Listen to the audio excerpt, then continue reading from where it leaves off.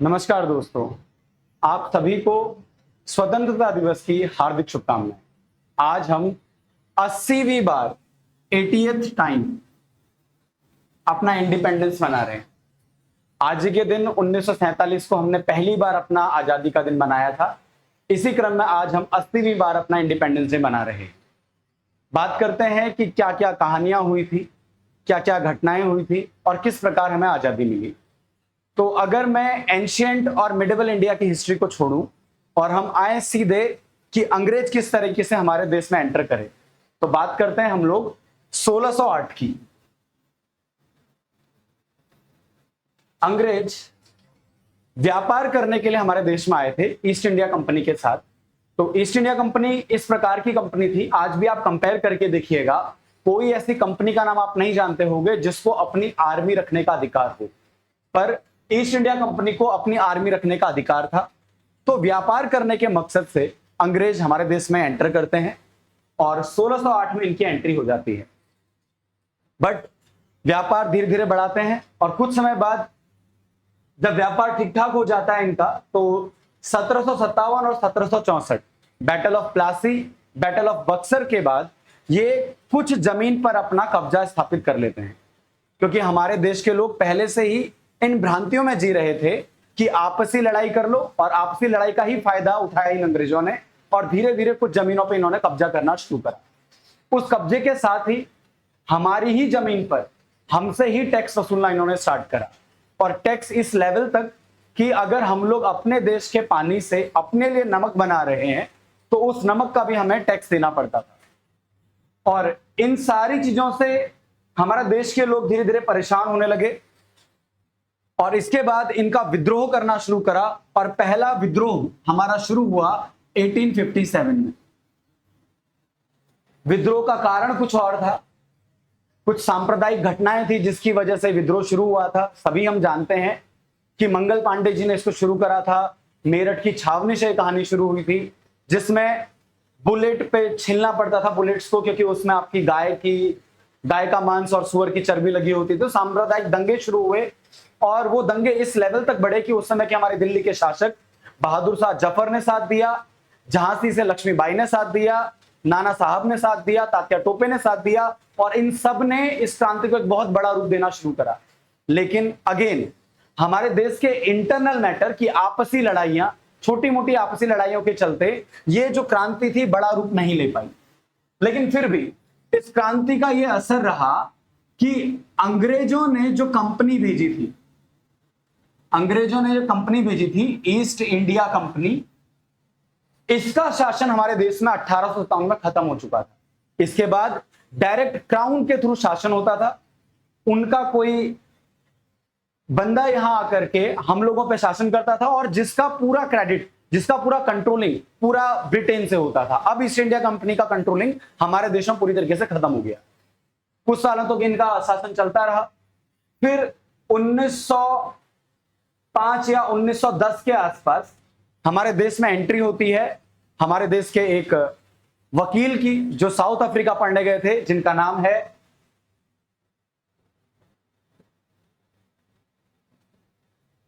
मोहनदास करमचंद गांधी। आज का youth Facebook या फिर व्हाट्सएप में केवल कुछ रील देख करके बड़ा नेगेटिव बोलता है। मुझे बहुत दुख होता है कि एटलीस्ट हिस्ट्री पढ़ लीजिए, कुछ बोलना हो गांधी जी के बारे में। तो क्या था सर गांधी जी के बारे में, कहां लोग मिसकंसेप्ट हो जाते हैं, कहां पर इनके बारे में गलत बोलना शुरू करते हैं, सारी बातें हम डिटेल से करेंगे। लेकिन पहले हम बात करते हैं गांधी जी ने क्या क्या किया। गांधी जी ने बहुत सारे आंदोलन चलाए। आंदोलन मतलब सर, आंदोलन का मतलब है कि कोई लड़ाई नहीं लड़नी है, किसी से फाइट नहीं करनी है, बट अपने हक के लिए खड़ा होना है, अपने हक के लिए एक यूनियन में खड़ा होना और सभी लोगों को उसी डायरेक्शन में मोटिवेट करते हुए आगे बढ़ना है। तो कौन कौन से सर इन्होंने आंदोलन किए? तो सबसे पहला आंदोलन है इनका चंपारण। बिहार में शुरू हुआ था आंदोलन चंपारण में। उसके बाद खिलाफत, पहले तो खेड़ा आंदोलन था एक, देन खिलाफत, फिर असहयोग,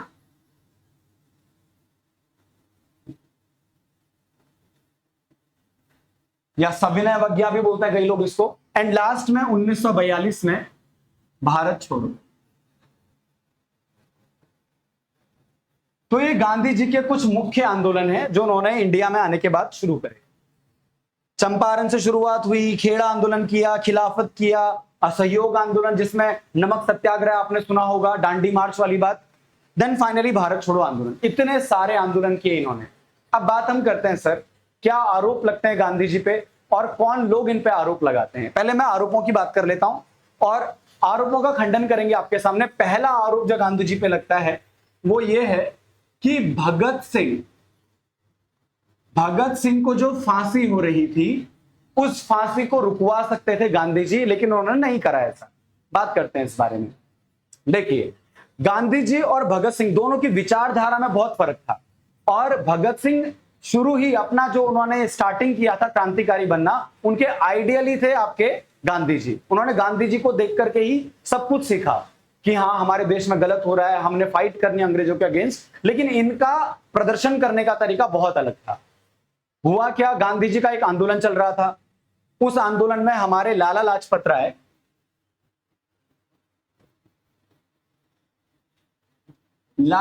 राय जी को जब लाठी लगी, माथे पे लाठी लगने से उनकी मृत्यु हो गई।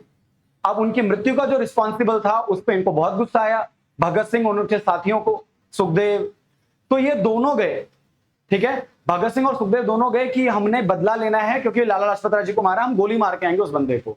लेकिन उस बंदे को गोली मारने की बजाय उसके बॉस को, उसका भी जो हेड था सैंडर्स को गोली मार दी इन्होंने। अब सैंडर्स को गोली मारी और खुद को गिरफ्तार करवा लिया। अब यहां पर तीनों गिरफ्तार हो गए थे, भगत सिंह, सुखदेव और राजगुरु, तीनों गिरफ्तार हो गए थे। अच्छा, लड़ने के लिए केवल 2 गए थे, गिरफ्तारी में तीनों चले गए क्योंकि आइडिया प्लानिंग तीनों की थी। तो तीनों चले गए, सैंडर्स मर चुका था और उसके बाद इनसे बोला गया कि तुम्हें, क्योंकि तुमने हत्या की है किसी की, तो तुम्हें फांसी की सजा दी जाएगी। तो फांसी की सजा जब इनको दी गई तो इन्होंने एक्सेप्ट किया, इन्होंने कहा हाँ हमें फांसी की सजा ही चाहिए। भगत सिंह जी ने कहा बिल्कुल सही हो रहा है, हमें फांसी की सजा ही चाहिए। क्यों? क्योंकि हमारे देश में क्रांतिकारी मानसिकता के लोग अभी नहीं है। अगर हमें फांसी हो गई तो लोग बहुत जागरूक होंगे और इसी मानसिकता की ओर बढ़ेंगे और देश में आजादी की एक नई लहर चलेगी। तो इन्होंने स्वीकार किया इस चीज को कि हमको फांसी चाहिए। गांधी जी मिलने गए इनसे, गांधी जी ने बोला नहीं मैं नहीं चाहता ऐसा हो, आपकी अभी उम्र क्या है, आपको जीना है, आपने देश के लिए और फाइट लड़नी है। लेकिन उन्होंने कहा नहीं सर, हमको नहीं चाहिए, हमको फांसी ही चाहिए। इसके बाद गांधी जी का एक सम्मेलन हुआ 5 मार्च 1931 में, गांधी इरविन पैक्ट बोलते हैं इसको, दिल्ली में हुआ था समझौता। दिल्ली में जब ये समझौता हुआ तो गांधी जी ने वहां भी ये बात रखी कि मैं चाहता हूं कि भगत सिंह की जो फांसी है इसको टाल दिया जाए, इसको अगर हो सके तो उम्र कैद में या फिर उससे भी कम सजा में अगर कन्वर्ट किया जा सकता तो इसमें कन्वर्ट किया जाए। लेकिन अगेन हम लोग अंग्रेजों के गुलाम हैं, उन पे हमारी हुकूमत नहीं चलती थी, तो गांधी जी का इतना प्रभाव नहीं था कि वो अंग्रेजों से बोल सके कि ये करो। उन्होंने अपने बात रखी लेकिन अंग्रेजों ने उनकी बात को नकार दिया। 26 दिन बाद 31 मार्च 1931 तीनों हमारे शहीद आजम भगत सिंह, राजगुरु और सुखदेव जी, तीनों को ही हमारी फांसी हो गई। इसके बाद अगर हम बात करें, एक तो ये था इन पे जो लांछन लगता है, तो इस लांछन का सॉल्यूशन ये है कि भैया इन्होंने अपना एफर्ट पूरा किया इस सम्मेलन में, जो गांधी इरविन पैक्ट था इसमें जाकर के इन्होंने फाइट लड़ी है। लेकिन अगर मैं इसके बाद बात करूं तो नेक्स्ट दूसरा आरोप जो लगता है गांधी जी पे वो ये लगता है कि गांधी जी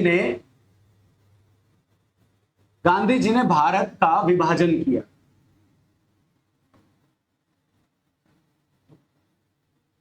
भारत के जो 2 टुकड़े हुए, भारत और पाकिस्तान बना, वो गांधी जी की वजह से बना। समझिए इस बारे में। देखो हमारे एक ऑथर हैं मौलाना अब्दुल कलाम आजाद, आप पढ़ सकते हैं उनकी बुक मौलाना अब्दुल कलाम आजाद, अबुल कलाम आजाद।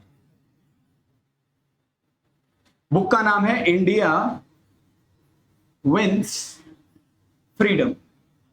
मैं बुक का रेफरेंस इसलिए दे रहा हूं कि आप लोग व्हाट्सएप की बातें लेकर के मत आइए, ये मत बोलिए सर हमने तो ये सुना है। कहां से सुना है, किस बुक से सुना है? बुक का रेफरेंस दे रहा हूं मैं आपको, ये ऑथर है, इन्होंने लिखी है बुक इंडिया विंस फ्रीडम। इसमें गांधी जी का स्टेटमेंट है, ये बोलते हैं कि गांधी जी ने ये बोला था अगर विभाजन हुआ तो मेरी लाश पे विभाजन होगा। जब तक मैं जिंदा हूं मैं भारत के टुकड़े नहीं होने दूंगा। लेकिन स्टिल विभाजन हुआ। रीजन कौन है, फिर इसका रिस्पॉन्सिबल कौन है? इसका रिस्पॉन्सिबल है अंग्रेज। अंग्रेज का हमेशा से ही यही रूल रहा है कि फूट डालो और राज करो, डिवाइड एंड रूल। तो उन्होंने देखा कि सर कांग्रेस और मुस्लिम लीग, अच्छा मैं वीडियो में एक बात और क्लियर कर दूं, कांग्रेस का मतलब आज की कांग्रेस की बात नहीं कर रहा मैं। आज कांग्रेस में कई सारे ऐसे नेता भी हैं जो बीजेपी वाले हैं या किसी और मेंटालिटी के हैं। कांग्रेस का मतलब उस समय होता था, आजादी के समय की बात कर रहा हूं मैं। कांग्रेस एकमात्र पार्टी थी, कोई और पार्टी नहीं हुआ करती थी उस समय। तो उस कांग्रेस की बात कर रहा हूं मैं। तो कांग्रेस और मुस्लिम लीग, हमारे पास दो दल हो चुके थे। अब कांग्रेस के जो प्रमुख नेता थे पंडित जवाहरलाल नेहरू, और मुस्लिम लीग के जो प्रमुख नेता थे वो थे मोहम्मद अली जिन्ना।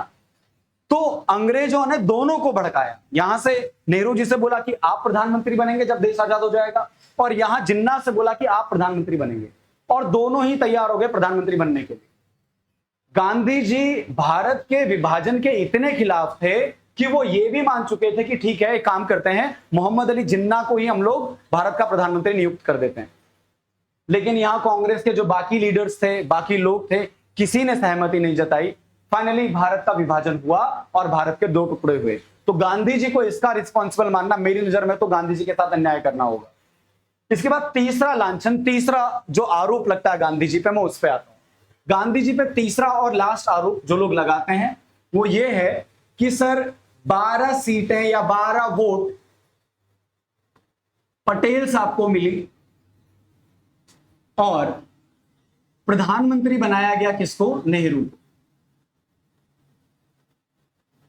यह है तीसरा और लास्ट लांछन कि सर 12 सीटें पटेल जी को दी थी जब, तो पीएम कैसे बन गए नेहरू जी, जबकि उनका कोई समर्थन में भी नहीं था। बात करते हैं इस बारे में। एक तो पहला मिसकंसेप्शन ये दूर कर लीजिए आप कि इलेक्शन हुआ, इलेक्शन में ऐसा कुछ हुआ, नहीं, ऐसा कुछ नहीं हुआ था। फिर क्या था सर ये जो हम सुनते हैं? देखो बेटा, 1947 में हमारा देश आजाद हुआ, तो हमारे पास कोई संविधान, कोई रूल नहीं था। हम कैसे चलाते देश को? तो इस समय हमें टाइम दिया गया, अपना संविधान बनाइए, जो कि हम सभी जानते हैं सर कि 26 नवंबर 1949 को तैयार हो गया था। ठीक है, हमारा संविधान 26 नवंबर 1949 को तैयार हुआ, जिसको बनने में 2 साल 11 महीने 18 दिन और 17 घंटे के आसपास का समय लगा। सब हम जानते हैं सर इस बारे में। वापस से सर 1947 में हमारे पास कोई संविधान नहीं था। तो पहला जब संविधान ये रेडी हो गया 1950 में हमने इसको लागू करा। 26 जनवरी हम बड़े धूमधाम से मनाते हैं। इसके बाद 1951 में हमारे देश में पहली बार इलेक्शन हुआ, पहली बार चुनाव हुआ, जिसमें हम सभी लोगों ने, मतलब हमारे बुजुर्गों ने, हमारे दादाजी, हो सकता है परदादाजी ने वोट डाला हो, तो उन्होंने 1951 में पहली बार वोट डाला। अब जो लोग बोलते हैं कि सर पटेल साहब को सीट मिली, पटेल साहब दिसंबर 1950 में एक्सपायर हो गए। कहां का कॉन्सेप्ट है आपका ये कि सर पटेल साहब को सीट मिल गई? जो बंदा यहां एक्सपायर हो गया है वो यहां चुनाव कैसे लड़ेगा?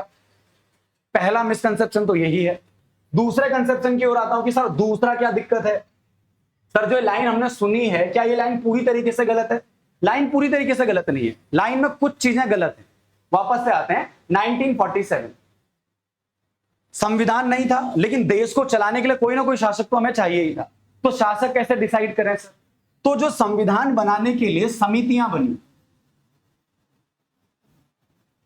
संविधान बनाने के लिए समितियां बनी। इस समिति के जो अध्यक्ष थे कौन थे? हमारे संविधान में समितियां टोटल बेटा 17 बनी, 17 समितियां बनी। एक समिति के अध्यक्ष तो सभी को याद है, डॉक्टर BR अंबेडकर।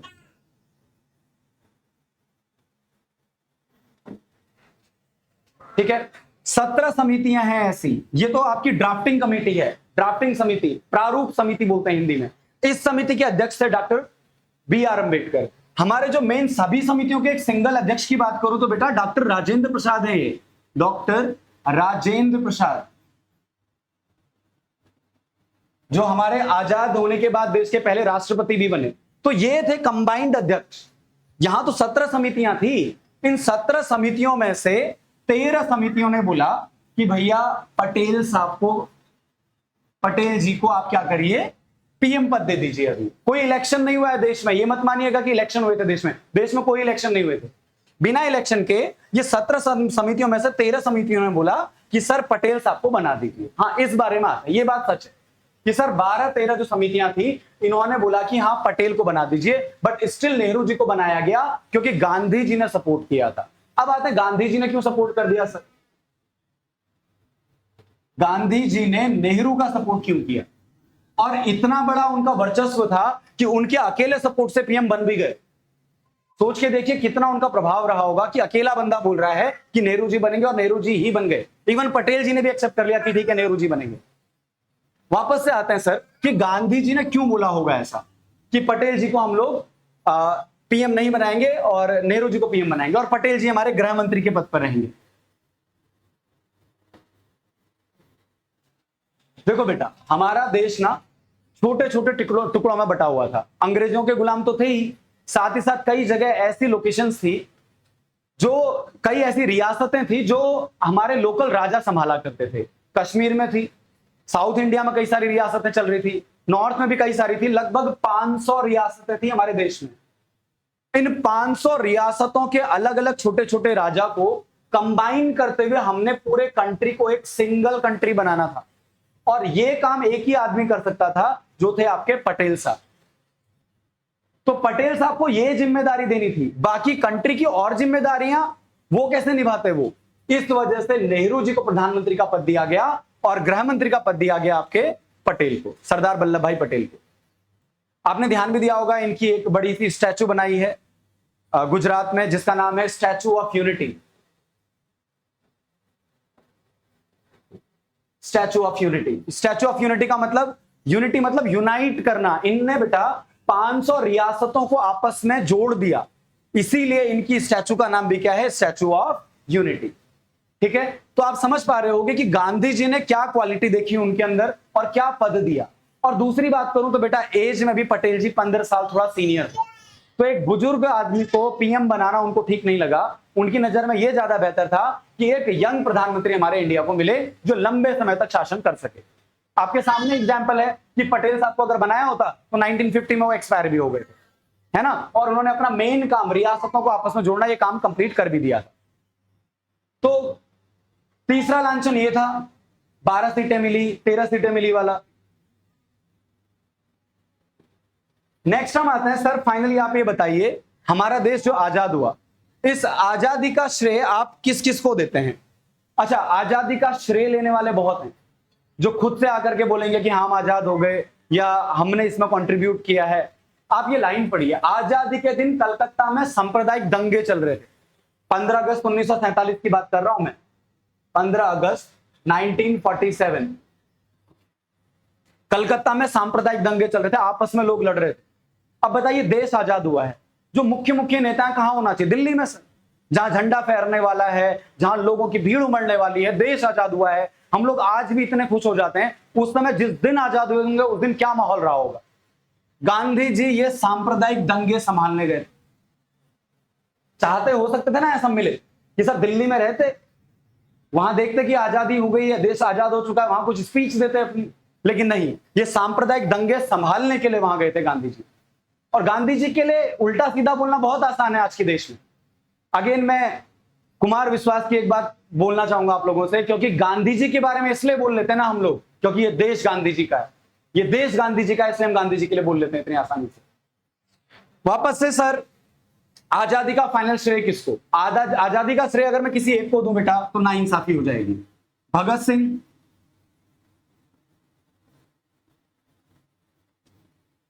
जो किसके अंडर काम कर रहे थे? चंद्रशेखर तिवारी। चंद्रशेखर तिवारी जिनको बाद में हम लोग चंद्रशेखर आजाद के नाम से जानने लगे, चंद्रशेखर तिवारी के अंडर काम कर रहे थे। तो इनका एक गरम दल था कि अगर इनको गलत दिखेगा तो भैया ये फाइट करेंगे। ये नहीं है कि अहिंसा के पुजारी बैठ जाएंगे कि भैया तुमने गलत करा, धरना प्रदर्शन। ये उस सोच वाले लोग नहीं थे, ये थे गरम दल वाले। फिर आते हैं नरम दल वाले, गांधी जी, इनके साथ नेहरू जी। किसी के योगदान को आप कम नहीं कह सकते। गांधी जी अंग्रेजों से जाकर के, इनमें से कोई अंग्रेजों से बात नहीं करता था फेस टू फेस, ये जाते थे हर पैक्ट में जाते थे, आपका पूना पैक्ट हो, आपका लाहौर पैक्ट हो, आपका कराची पैक्ट हो, आपका दिल्ली पैक्ट हो, जितने समझौते हुए सभी समझौतों में गांधी जी सम्मिलित थे। तो सर सारे समझौतों में गांधी जी थे, तो गांधी जी के इफेक्ट को आप डिनाई नहीं कर सकते। नेक्स्ट चीज है सर चंद्रशेखर आजाद इन्हीं के साथ हैं, भगत सिंह जी के साथ, वो लीडर जो है इन सबके। नेक्स्ट है सुभाष चंद्र बोस। आईएनए को हम नहीं भूल सकते कभी भी। इंडियन नेशनल आर्मी, इसका जो गठन हुआ था बेटा, ये जापान में हुआ था। किसने किया था सर इसका गठन? इसका गठन किया था मोहन सिंह जी ने,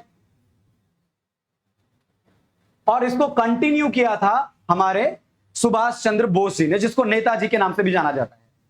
तो नेताजी सुभाष चंद्र बोस जी ने इस आर्मी को ज्वाइन किया और इसको लीड करा आगे। इसके बाद इंडिया में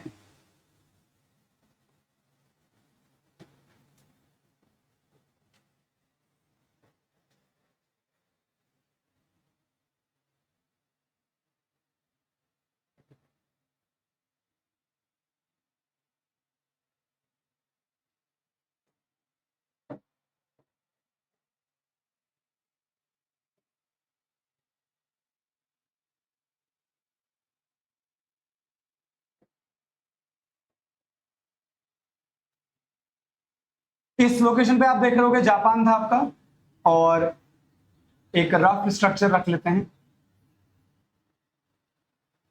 ये जापान वाला हिस्सा है, ठीक है। यहां पर वर्मा, म्यांमार, यहां पर आपका इंडिया का नॉर्थ, ईस्ट, साउथ, वेस्ट सारे हिस्से दिख रहे हैं आपको। तो यहां पर आपकी INA, Indian national army, Azad Hind फौज की स्थापना हुई, मोहन सिंह जी द्वारा की गई, जिसको कंटिन्यू करा सुभाष चंद्र बोस जी ने। और ये फाइट करने यहां से एंटर करते हैं, वर्मा से, म्यांमार से, यहां से एंटर करते हैं इंडिया में, और यहां फाइट होती है अंग्रेजों के साथ, जिसमें ऑब्वियसली हमारी इंडियन आर्मी हार जाती है। लेकिन इंडियन आर्मी के हारने के बावजूद लोगों में इतना गहरा प्रभाव पड़ा कि सर इंटरनली सबको यह फील हुआ कि अंग्रेज हमारा दुरुपयोग कर रहे हैं और हमारे लोग इनसे फाइट कर रहे थे इतने लंबे टाइम से, और कहीं ना कहीं इसका इंपैक्ट पड़ा, जिसकी वजह से एक एक आदमी के अंदर आजादी की चिंगारी आई। और साथ में आपसे एक और बात बोलना चाहूंगा मैं कि उस समय वर्ल्ड वॉर टू अपने चरम पर था। ब्रिटेन की हालत बहुत खराब हो चुकी थी वर्ल्ड वॉर टू में। तो अपनी कंट्री में जब हालत खराब हो चुकी है इनकी, तो ये कैसे शासन कर सकते हैं इंडिया में? तो यहां हालत खराब हो चुकी थी, आजाद हिंद फौज ने यहां से फाइट कर लिया था, इंटरनली आपके बहुत सारे गरम दल, नरम दल सब फाइट कर रहे हैं। तो फाइनली अंग्रेजों को एक्सेप्ट करना पड़ा कि हमारा जाना ही ठीक है। लेकिन देखो बेटा, इन सारी कहानी में भी मैं ये नहीं बोल रहा हूं कि 1857 की क्रांति वो बेकार नहीं थी। अगर उनका नाम नहीं ले रहे, ऐसा नहीं कि उन्होंने काम नहीं किया, अगर वो नहीं होते तो ईस्ट इंडिया कंपनी ही रूल करते रह जाती। ब्रिटिश क्राउन का रूल आया इनकी वजह से, और उस समय अगर सभी लोगों ने एकजुट होकर के साथ दिया होता तो आज हम लोग 200 साल, आज 190वां हम लोग बना रहे होते गणतंत्र स्वतंत्रता दिवस। तो समझिए बेटा इस चीज को कि हमारा यूनाइट होना कितना जरूरी है। फाइनली मैं आपसे कुछ बातें अपनी रखना चाहूंगा। हम आजाद हो चुके हैं, हम आज 80वीं बार अपना इंडिपेंडेंस डे मना रहे हैं, स्वतंत्रता दिवस मना रहे हैं। अब हम समझ चुके हैं सर कि क्या हुआ था, अंग्रेजों ने हमें कैसे गुलाम बनाया, व्यापार करने आए थे, किन किन लोगों की मदद से हम लोग को आजादी मिली, बीच में 1857 में भी ट्राई किया बट क्यों हम लोग आजाद नहीं हो पाए, और कैसे 1947 में हमें आजादी मिली। फाइनली अगर हमें आजादी का मतलब समझना है बेटा, तो हम लोगों को इन 3 चीजों पे फोकस करना पड़ेगा, और ये 3 मांगे हम केवल सरकार से ही कर सकते हैं बेटा। पहली मांग है हमारी शिक्षा। अच्छा एजुकेशन सिस्टम। क्या हमारी गवर्नमेंट हर एक बच्चे को फ्री एजुकेशन, कोई भी प्राइवेट स्कूल हो, सभी प्राइवेट स्कूल का जो एजुकेशन सिस्टम है, क्या ये गवर्नमेंट के अंडर आकर के, या गवर्नमेंट कुछ ऐसा रूल नियम बना करके क्या इनको फ्री नहीं कर सकती है? नेक्स्ट, शिक्षा के बाद नेक्स्ट बात करते हैं हम लोग स्वास्थ्य की।